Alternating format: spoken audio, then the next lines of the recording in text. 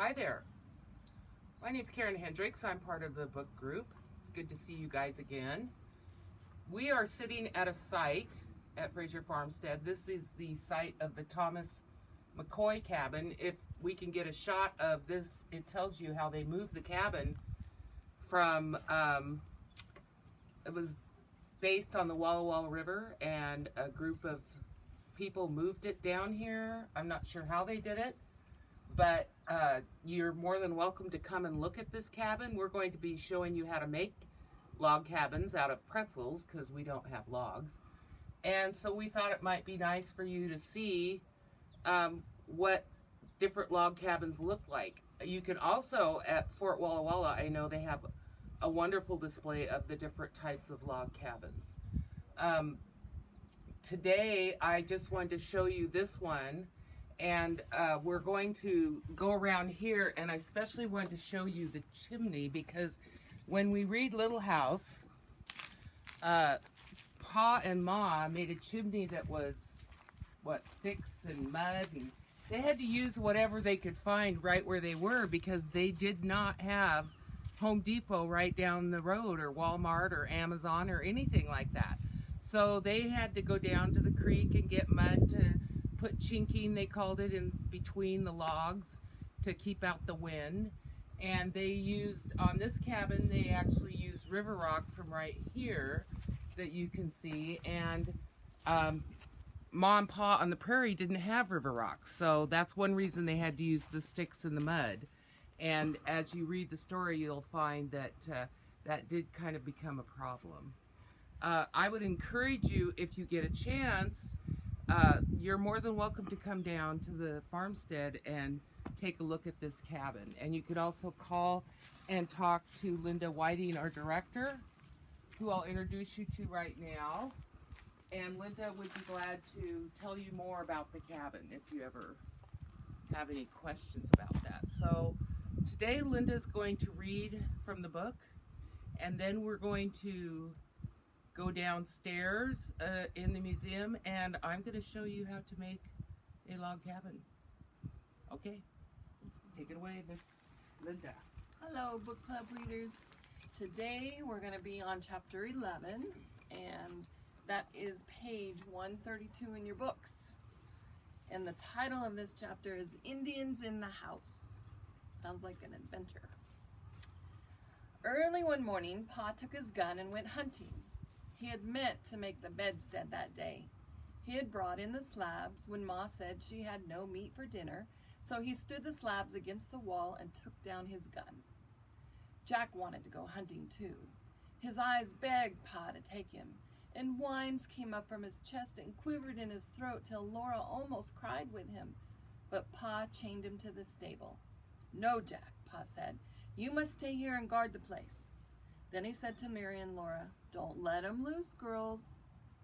Poor Jack lay down. It was a disgrace to be chained, and he felt it deeply. He turned his head from Pa and would not watch him going away with the gun on his shoulder. Pa went farther and farther away till the prairie swallowed him and he was gone. Laura tried to comfort Jack, but he would not be comforted. The more he thought about the chain, the worse he felt. Laura tried to cheer him up to frisk and play, but he only grew more sullen. Both Mary and Laura felt that they could not leave Jack while he was so unhappy. So all that morning they stayed by the stable. They stroked Jack's smooth, brindled head and scratched around his ears and told him how sorry they were that he must be chained. He lapped their hands a little bit, but he was very sad and angry. His head was on Laura's knee, and she was talking to him when suddenly he stood up and growled a fierce, deep growl. The hair on his neck stood straight up and his eyes glared red. Laura was frightened. Jack had never growled at her before. Then she looked over her shoulder, where Jack was looking, and she saw two naked wild men coming, one behind the other on the Indian trail. "Mary, look!" she cried. Mary looked and saw them too. They were tall, thin, fierce-looking men. Their skin was brownish red. Their heads seemed to go up to a peak, and the peak was a tuft of hair that stood straight up and ended in feathers. Their eyes were black and still and glittering like snakes' eyes. They came closer and closer. Then they went out of sight, on the other side of the house. Laura's head turned, and so did Mary's. They looked at the place where those terrible men would appear when they came past the house. "Indians," Mary whispered. Laura was shivering. There was a queer feeling in her middle, and the bones in her legs felt weak. She wanted to sit down, but she stood and looked and waited for those Indians to come out from beyond the house. The Indians did not do that. All this time, Jack had been growling. Now he stopped growling, was lunging against the chain. His eyes were red and his lips curled back, and all the hair on his back was bristling. He bounded and bounded clear off the ground, trying to get loose from the chain. Laura was glad that the chain kept him right there with her. "Jack's here," she whispered to Mary. "Jack won't let them hurt us. We'll be safe if we stay close to Jack." "They're in the house," Mary whispered. "They're in the house with Ma and Gary." Then Laura began to shake all over. She knew she must do something. She did not know what those Indians were doing to Ma and baby Carrie. There was no sound at all from the house. "Oh, what are they doing to Ma?" she screamed in a whisper. "Oh, I don't know," Mary whispered. "I'm going to let Jack loose," Laura whispered hoarsely. "Jack will kill them." "Pa said not to," Mary answered. They were too scared to speak out loud. They put their heads together and watched the house and whispered. "He didn't know Indians would come," Laura said. "He said not to let Jack loose."